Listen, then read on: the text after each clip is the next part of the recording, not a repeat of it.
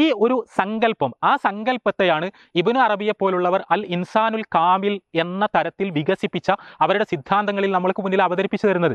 ഇൻസാനുൽ കാമിൽ, അൽ ഇൻസാനുൽ കാമിൽ എന്ന് പറഞ്ഞാൽ പൂർണ്ണ മനുഷ്യൻ എന്നാണ്. പൂർണ്ണ മനുഷ്യൻ എന്ന് പറയുമ്പോൾ അതുകൊണ്ട് ഉദ്ദേശിക്കുന്നത് എന്താണ്?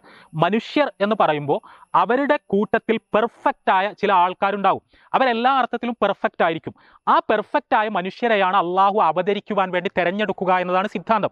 ഇതാണ് സൂഫികൾക്കിടയിൽ വ്യാപകമായി പ്രചരിപ്പിക്കപ്പെടുന്ന അൽ ഇൻസാനുൽ കാമിൽ എന്ന് പറയുന്ന പരികൽപ്പനയുടെ അന്തസത്ത. ഇതാണ് അള്ളാഹു സ്വയം അവതരിക്കുവാൻ വേണ്ടി തെരഞ്ഞെടുക്കുന്ന വളരെ പെർഫെക്റ്റ് ആയ ചില മനുഷ്യരുണ്ട്.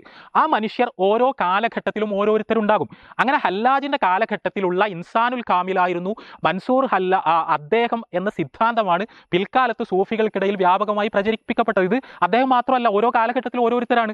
ഓരോ സൂഫി ഷെയ്ഖുമാർ അല്ലെങ്കിൽ ഔലിയാക്കൾ, വിലായത്തിന്റെ പദവിയിലുള്ള ആളുകൾ, അവരുടെ കൂട്ടത്തിലെ ഏറ്റവും പെർഫെക്റ്റ് ആയ, ചില സൂഫികളുടെ കഥയിലൊക്കെ പറയുന്നത് ഈ പെർഫെക്ഷൻ എന്ന് പറഞ്ഞാൽ ജമാൽ, സൗന്ദര്യം, അതിൻ്റെ പ്രധാനപ്പെട്ട ഒരു ലക്ഷണമാണ് പോലും. അതുകൊണ്ട് ഈ സൂഫി ത്വരീക്കത്തുകളിൽ അംഗമായ ഈ നിഗൂഢജ്ഞാനങ്ങൾ എന്ന് പറയുന്ന ഇത്തരം സിദ്ധാന്തങ്ങളിൽ അഭിരമിച്ചുകൊണ്ടിരിക്കുന്ന സൂഫികൾ ചിലപ്പോൾ റോട്ടിൽ കൂടെ പോയാൽ നല്ല സൗന്ദര്യമുള്ള ഒരു പുരുഷനെ കണ്ടാൽ, പുരുഷനിൽ മാത്രമേ അള്ളാഹു അവതരിക്കൂ എന്നുള്ളായിരുന്നു സിദ്ധാന്തം, നല്ല സൗന്ദര്യമുള്ള മറ്റുള്ളവരിൽ നിന്ന് വ്യത്യസ്തമായ തരത്തിൽ ശരീരഘടനാപരമായ പെർഫെക്ഷനുള്ള ഒരാളെ കണ്ടാൽ അവർ സൂക്ഷിച്ചു നോക്കുമായിരുന്നു പോലും. ഇദ്ദേഹമാണോ ഈ കാലഘട്ടത്തിൽ അൽ ഇൻസാനുൽ കാമിൽ എന്നറിയാൻ വേണ്ടി, ഇദ്ദേഹം അള്ളാഹുവിൻ്റെ അവതാരമാണോ എന്നറിയാൻ വേണ്ടി.